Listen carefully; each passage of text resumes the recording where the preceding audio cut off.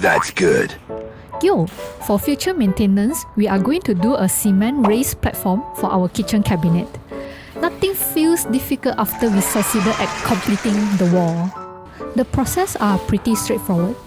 Create the mold, seal the edge, do a cement cocktail, then pour the cement mixture to let it cure over the week slowly. Now, remove the mold. Here's where the headache is, leveling the platform.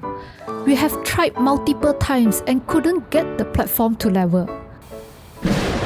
No! God, please, no! Then, we decided to get a self-leveling cement. I've encountered this material before when I used to work as an interior designer.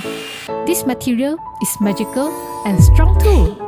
Look, it's nice, smooth and level. Problem solved. If not, we will have a crooked kitchen countertop.